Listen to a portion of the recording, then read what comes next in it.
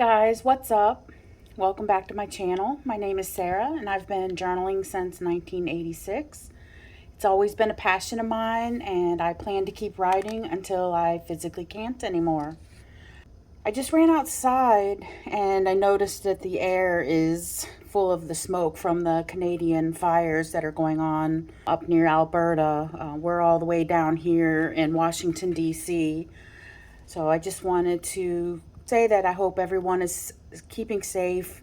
So speaking of big life events like the fires that are going on near Alberta on the eastern side of Canada, when you're in the middle of living life, you don't always see the significance of things in your life until you have the chance to look backwards. And journaling is one tool for doing so. This journal begins in November 26, 1990. I was a military brat and we had been stationed in Germany for nearly 3 years. I had seen the reunification of East and West Germany, and just a few months before this journal we had saw the invasion of Kuwait by Saddam Hussein. I was 14 and in the 9th grade at the junior high school on base. I want to do a quick flip through and maybe read an entry here or there. This particular journal was one I did for a project for 9th grade English. There's a lot of really sappy poetry in here that I will, for the most part, skip unless as you can see, I've marked some things that I thought I would share with you. So let's dive in to my 1990 journal. The picture that I taped to the front really meant a lot to me. It's really degraded at this point because the base we had been stationed at before moving to Germany was New Mexico, and we had experience with hot air balloon fiesta out there in Albuquerque.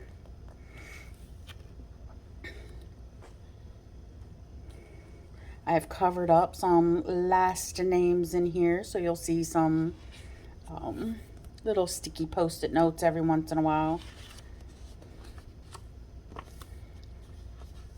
All right, November 26, 1990.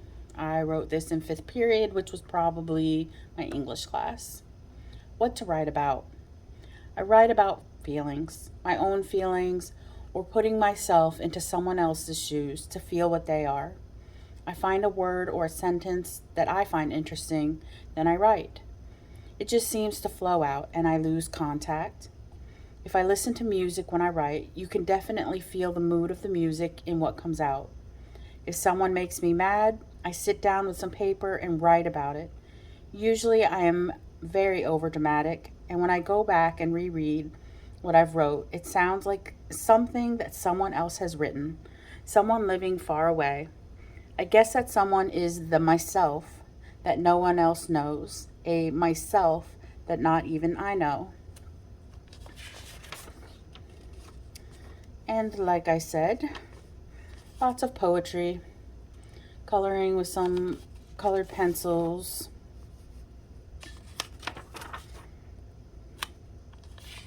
Into December of 1990. I like to take the colored pencil and just put it on its side and rub it over the paper just so that it wasn't plain stationary. So when I read my poetry from back in those days, I really envision in my mind Winona Ryder from Beetlejuice wearing all black, being super melodramatic. And I can't, even though I wasn't wearing all black, kind of an emo kid, I feel like the inner voice that comes out through these poems is that girl. So here, for example, is a poem that I wrote that was later published in a teen magazine called Time Can't Heal. Time can heal bruises, time can heal broken bones, and any punches you throw.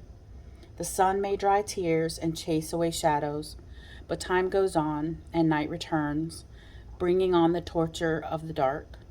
Time can't heal a broken soul, broken under pressure, broken in neglect.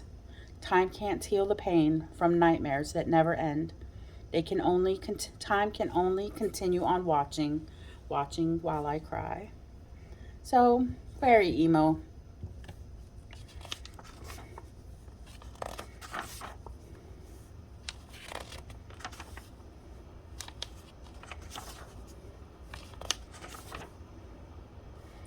This was something that we learned to do in like 5th grade, and I probably am guilty of still doing this within the last couple of years. It was always kind of fun. I don't even know what it's called. Lots of little doodles, little flowers, sunset. Alrighty. This was an entry from December 21st, 1990, and I was writing at home. Wrote a little blurb in German. Says, and forgive me, I have totally lost my German speaking abilities since I've moved back to the States, so I hope I don't butcher this too much. But it says, Ich liebe dich, aber du weißt es nicht und du werd es niemals wissen, which translates to, I love you, but you don't know it, and you probably never will. The journal entry that I made for that day says, tonight I earned my orange belt in karate. I also learned a lesson that can never be erased from my heart. I should be exploding with happiness, yet I feel totally calm. I guess tonight you can say I've matured a little, for the lesson of friendship and true deep down trust and happiness has given to me, and I'll treasure it for eternity.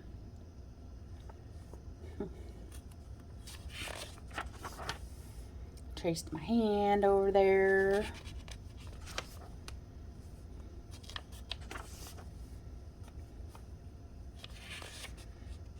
Into January of 1991.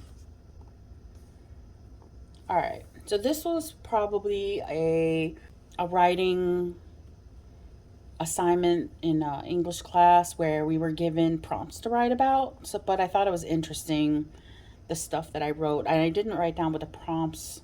Well, I think I did. Some of them. So the first one is sounds around. I hear lots of pens and pencils scribbling away as people write in their journals.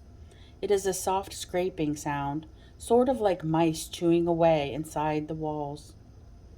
An occasional airplane sounds loud, disturbing the soft sounds going on. It's like a thunder getting farther and farther away. The cars rolling by over the wet pavement sounds the static sound, always coming and going. Doesn't make a lot of sense. The squeaking of a desk is like an old screen door, desperately in need of oiling. All of these sounds continue blending together. Number 2, I wrote, the creature is gray. Its head is all that can be seen, for it is surrounded by an eerie fog. Its eyes are amber, wide, and frightened. As the fog clears away, a long, slender, gray neck shows. It never seems to end until finally a huge gray saucer body, whatever legs or fins it might have, are hidden by the black and murky water. The creature makes a sound, a cry that seems to rumble and echo through its body, a deep sound. I have no clue what that one is. Number 3, my favorite music video is sung by Tears for Fears, called Sowing the Seeds of Love. It shows all kinds of odd things that happen in our everyday life. The words to the music are really weird. It's like each sentence is its own song, and none of the sentences go together, like just speaking off the top of your head about different things, changing the subject.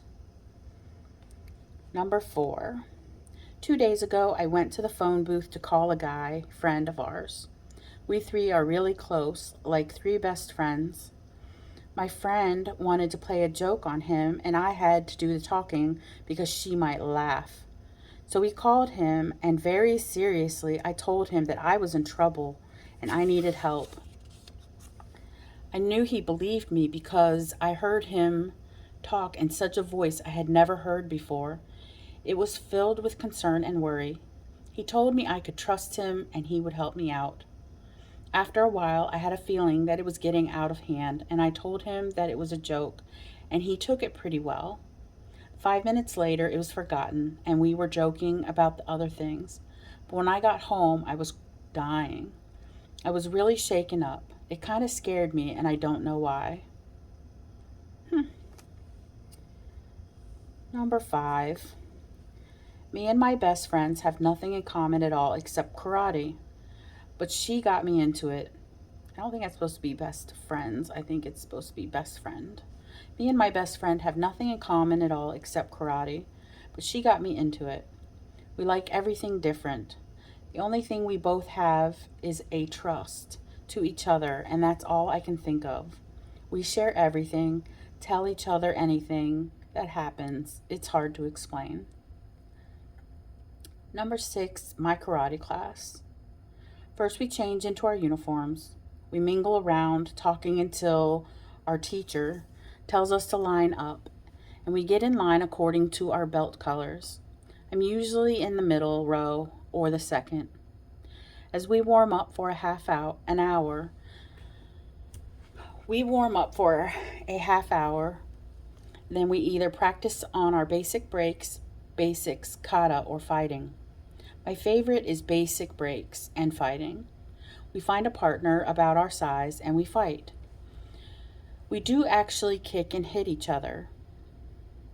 It depends on who your partner is if they hit you hard or not. The people higher rank than you will be nice. The people your level will try to kill you, and the younger ones run away. Not sure what this last prompt is, but my answer was I would run in and grab everything I've ever wanted.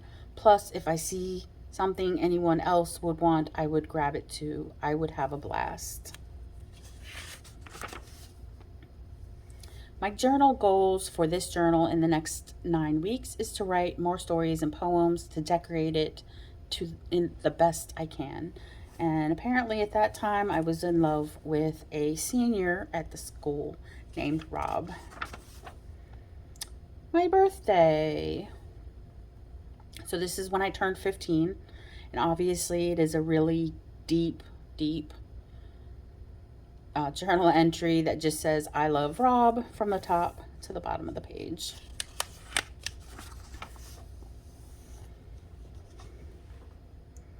All right, here is a poem for Rob, written on January 22nd. From the time I realized what these strange feelings meant, I knew you had touched me deep inside. Hand on my heart, you filled me with life I had never known before. You taught me a lesson that can never be forgotten, and our friendship means so much because it is deep and strong. I knew I could be honest. You couldn't turn me away. You know you feel the same. But you're afraid if we get much closer, we'll both lose control, a risk every two lovers must take. You touched me deep inside, and now I'm reaching out my hand. Take it and make it yours.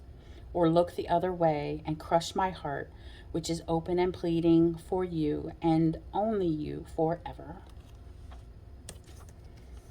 Melodramatic much? January 24th, 1991. Moving from place to place, the sun sets on a different horizon every year. The tears reflect a different name, a different face. I can't leave behind the friends. Can't leave behind the friends you've come to be so close. Can't leave, but since when do you ever have a choice?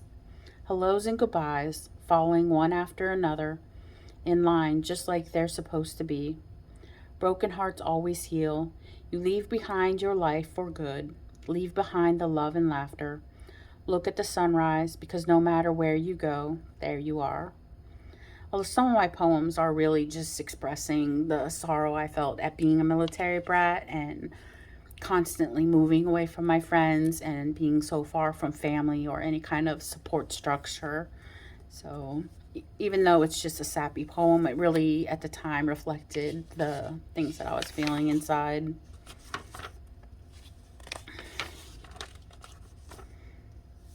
Stickers and doodles. Poems. I think that's Heathcliff.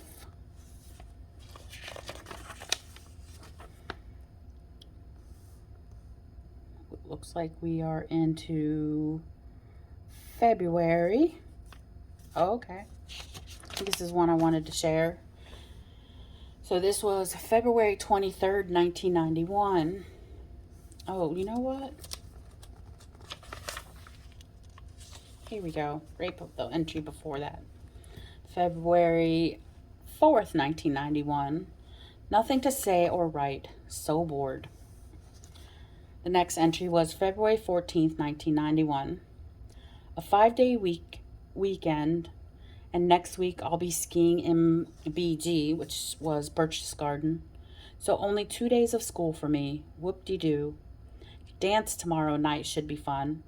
Karate practice will be fun if no one shows. It's better when we have fewer people because we get more individual attention, and so we learn more. On Tuesday, only 15 people out of 48 showed up, so we got to fight. I got to fight against Joe, the guy I've always got killed.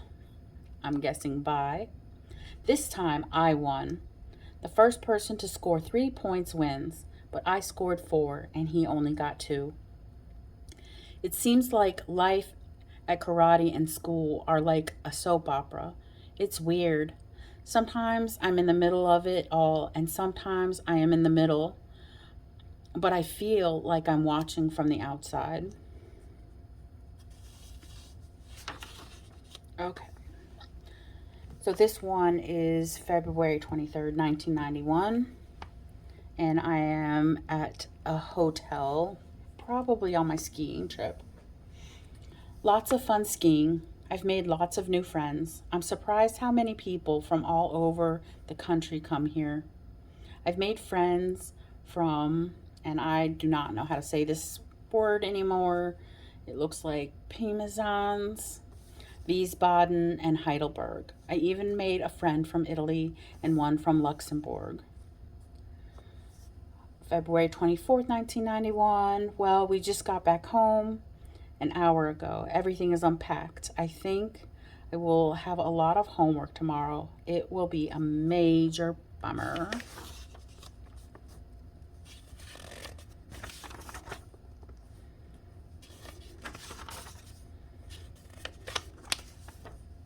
Into March 18th, 1991.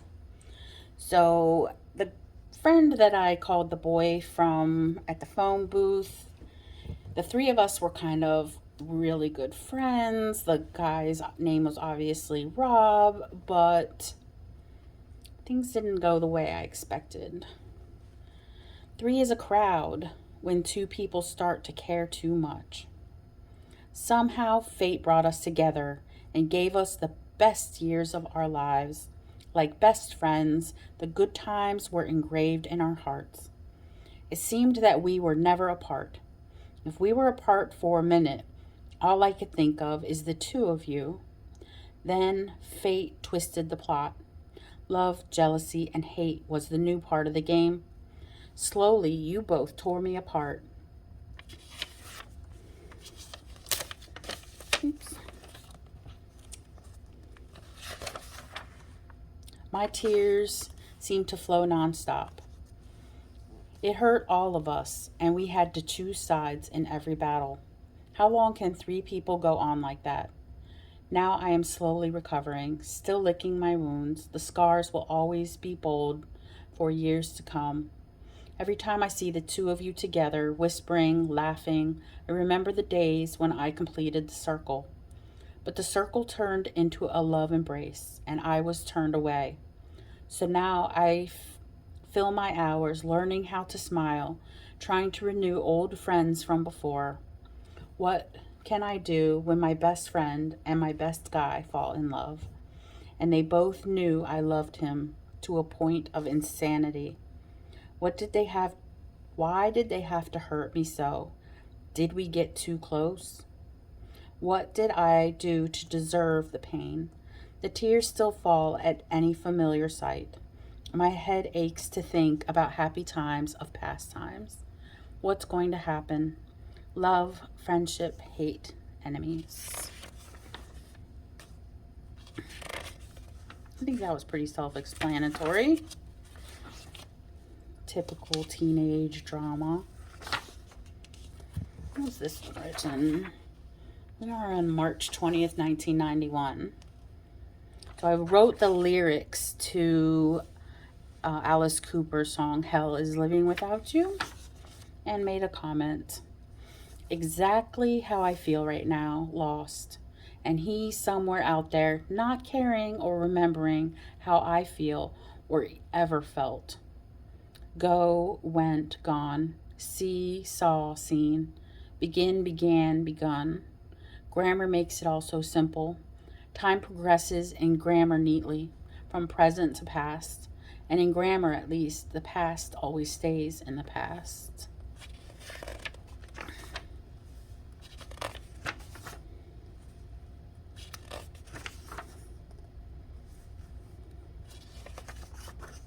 Here's another thing where I was writing about being a military brat. And let's see if this is the one I think it is. Okay. And if you've ever heard that song, Every Now and Then I Fall Apart, I might have potentially been listening to that song before I wrote this. Every now and then I get a little bit tired of listening to the sound of my tears. Military life drags me away into my sorrow. Every now and then I get a little bit nervous that the best of all the years have gone by. Will I ever feel as happy tomorrow as today? Why does everything get more complicated as the years roll by? Time seems to be either going slow or slipping by much too fast. Every now and then I get a little bit terrified that my friends are all slipping away. You really don't have enough time to make lifelong friends, and just as you start to get close, it's always time to move on. You can never come to depend on anything. It's always better to keep yourself ready. Never depend on one person. It will only break your heart when the time comes. I was born into the military. I never had a chance. I've never lived anywhere long enough to call it home. The longest I've ever lived in one place is probably 3 years. All of the friends left behind, all of the memories lost, or so faded it's like a dream. So many different schools, making new friends in every town. Why do I bother to say hello when it means another hard goodbye? The tears flow whenever I think about my life. Military life only means goodbye to me, and I'm never any good at saying goodbyes. It hurts so much. You can't understand it unless you've actually lived it. I hate the military. I will never marry someone in it unless we are permanently stationed. In less than 2 months, I'll be moving yet again. I've only lived on base for 10 months, not even a year, and it's time to go. It's not fair. I hate it. That pretty much sums up my childhood as a military brat. A Dream Day, written April 12th, 1991. It's Saturday, of course, no school. I wake up at a decent hour and just be lazy around the house. Then my best friend comes over and we decide to be bored at the BX. On the way there, I see something a man dropped on the sidewalk. I hurry and pick it up. I run after him and call out. It was his wallet. He is very relieved. He was on his way to put his money into the bank. He is so grateful to us that he deposited the money he took us both for some Baskin Robbins ice cream. We tried not to be greedy when he offered to pay. After saying our goodbyes, me and my best friend go into the BX. We see some really neat clothes that have just come in. Lots of people are looking at them, so we start to feel desperate.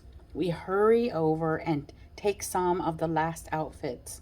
We don't know what to do. That one just kind of stops. That's a shame.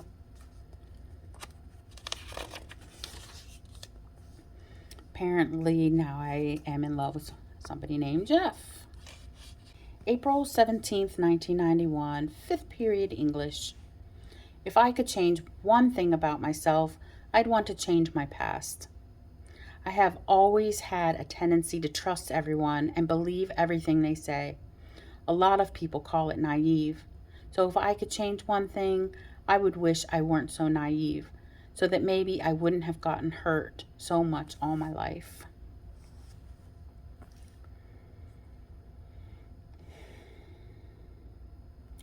So part of being angry about being a military brat sometimes involved me being really angry at my parents because I didn't have lifelong friends, you didn't have a supportive family network, and being an introvert, I often felt extremely alone, and I was not close to my parents. Back at the time, my parents are still in my life, and I love them both very much. So, as that disclaimer, I will read my April 23rd, 1991 venting post in my journal. There's no place like home because of all the love you have there. But what if there is no love at home? That's the way it is at my house. The only people happy there are my parents. I really can't stand my parents. My dad is so lazy. All he does is play the computer.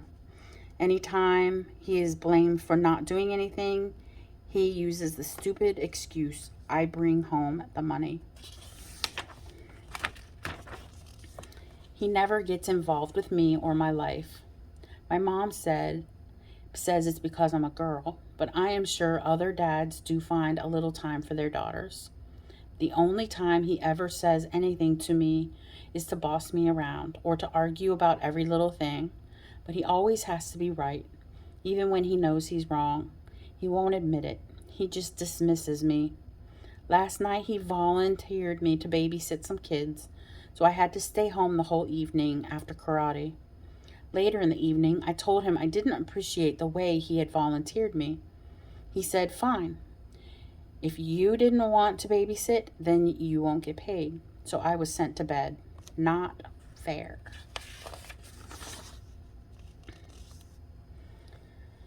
May 20th, 1991 was a little story going back to the big ski trip that I had taken, that I'd written about before. Me and my new friend giggled and prayed loudly to God to let us survive this hill.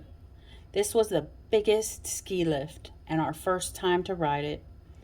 From far away, it looked so easy, but now it loomed up before us. We were so busy praying to God that we didn't notice our boots were caught together. We were almost to the top of the hill, and she pulled her leg towards her. Our skis crossed. We fell off the T-bar. Down backwards we tumbled, screaming, knocking everyone off behind us. When I finally stopped, everything was blurry. My skis were gone. I could see Jennifer flying in a white blur down the hill below. I just laughed and fell back into the snow. I was laughing hysterically, but I felt like crying. And I can tell you that the ski instructor refused to let us go back up that ski lift for the rest of the day, and the people that we knocked off were not amused at all. May 22nd, 1991. I only have 6 more school days left, not counting today. I will really miss all of my friends. I hate saying goodbyes.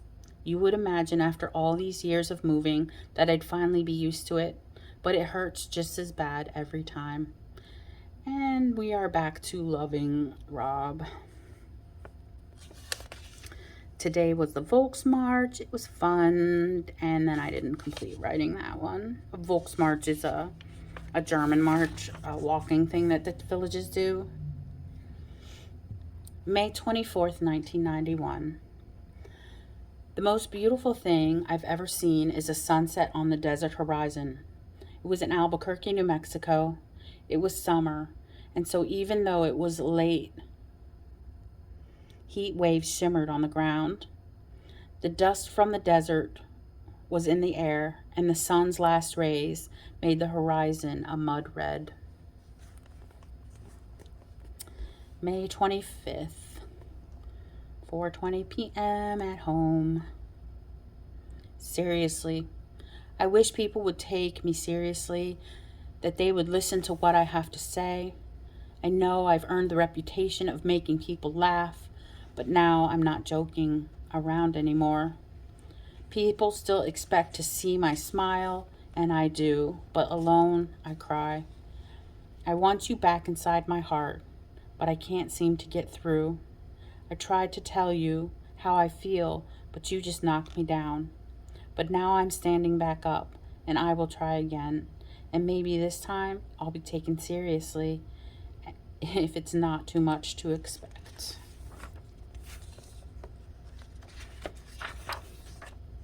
Getting a lot less fancy as I go, a lot less illustrations and stickers that I was doing at the beginning of the year.